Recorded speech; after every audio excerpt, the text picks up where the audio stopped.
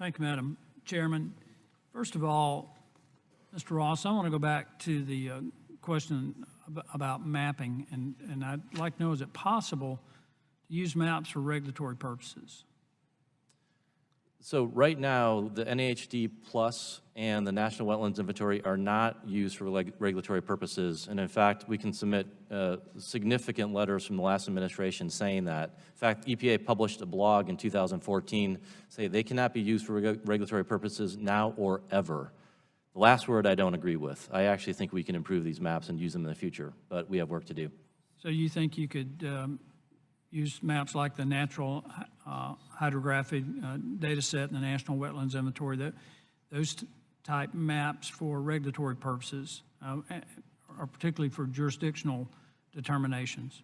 Yeah, we use them, the Army Corps of Engineers uses them a little bit as desktop tools as they go out into the field before they go do their field verification. So they're useful tools as desktop before they go out, but actually making decisions based on those maps, no, they are not designed to do that. And they have never been designed to do that. Are they complete? Are these dated? They're not? They're not complete. You know, the number one flaw on the National Hydrography data set is that they don't really see ephemerals. There are portions of the country, and the USGS, Dr. Riley and his team are actually working to improve the resolution to see additional water resources, but right now they really struggle differentiating between ephemerals and intermittents.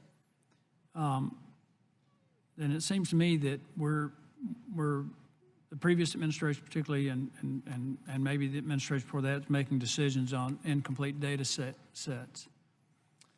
Well, actually, the last administration decided not to use those maps as part of their rulemaking. They specifically did not use them and did not put them in the docket. Okay, that's what troubles me, is we heard a very impassioned, you received some pretty impassioned questioning from the chairman.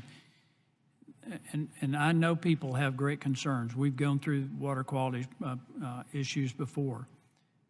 But it's, first of all, it's insulting to infer that anyone wants to have filthy water, that anyone wants to destroy the water for recreational use, much less drinking. And the thing that gets me is going back to the 2015 rule, when this first came about, is that it appeared to rely on data estimates that were really about supporting an environmental agenda. They didn't do original research. Is that what you found? Well, and Grant, I wasn't around, but that's why I said in my opening statement that my job is to begin with the law as it's written, not as what I want it to be. I believe the last administration was pursuing policy objectives before looking at the law. And that's my point.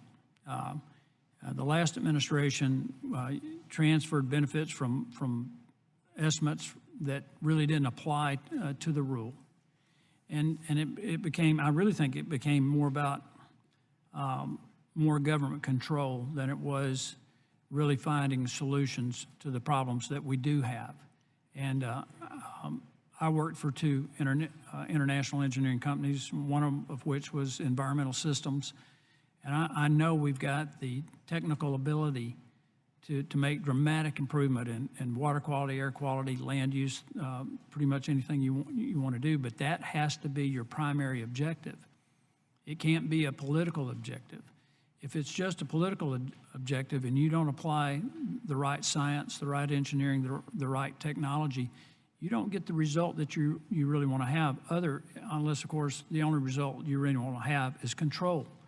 So that's what I'm hoping will come out of this administration, is a science-based approach to water quality, and not just a massive attempt to take over whole aspects of individual lives that impact their property and their ability to support themselves.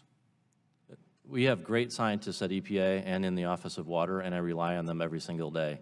And so our job is to take a look at science. Contrary to what people write about, we are actually looking at science as we're making our decisions.